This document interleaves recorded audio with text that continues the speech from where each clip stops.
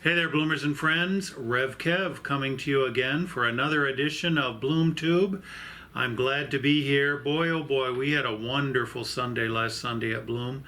The fiesta, I was going to seafood. It wasn't seafood. It was actually lots of food, but we could see all the food. The fiesta brunch that Julio and Ramon created was just absolutely amazing, and it was great, and the decorations were so much fun.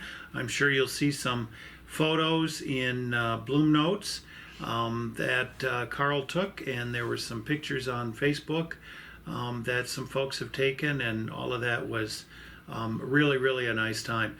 And then Reverend Dr. Stephen Wales gave a wonderful historical overview of the Mexican independence from Spain, then a clear understanding of the scriptures, how it's speaking to them, also a great understanding of how actively supportive the United Church of Christ has been of the Mexican quest for independence throughout the ages, over many years, even back in the days when this was happening. The Congregationalists were supportive of the Mexicans in their quest for independence.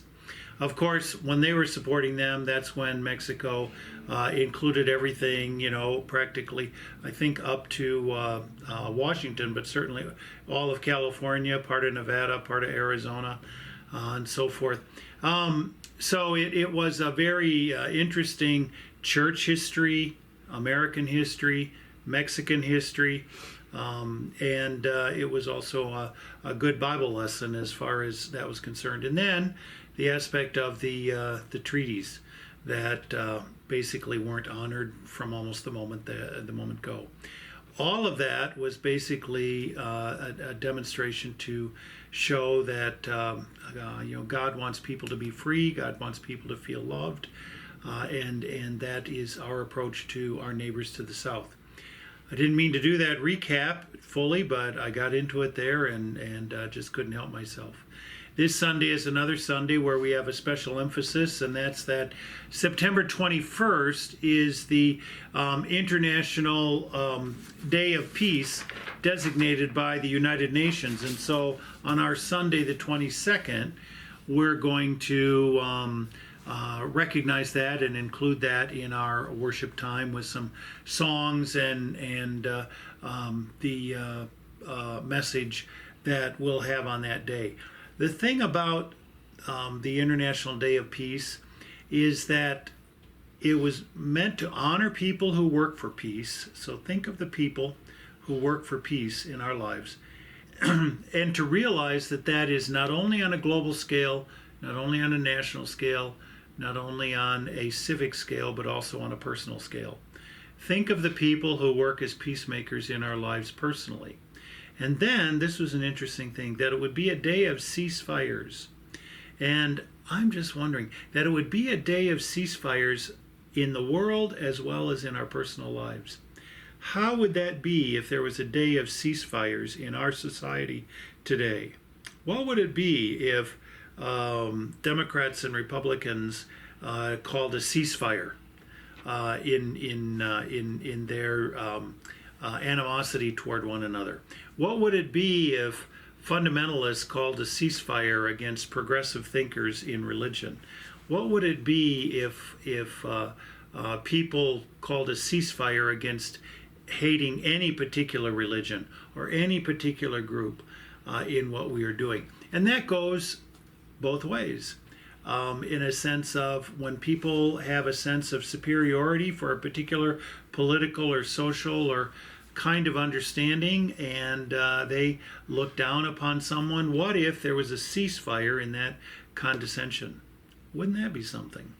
So I'm going to think about that for inclusion in the message on Sunday, that kind of an idea. And maybe you, as you see this, as it's coming to you on the 20th, most likely, and tomorrow, and Saturday is the 21st, the actual International Day of Peace. Let's see what we can do about having ceasefires in any of the conflicts and tensions that we have with us, among one another, as well as in our society.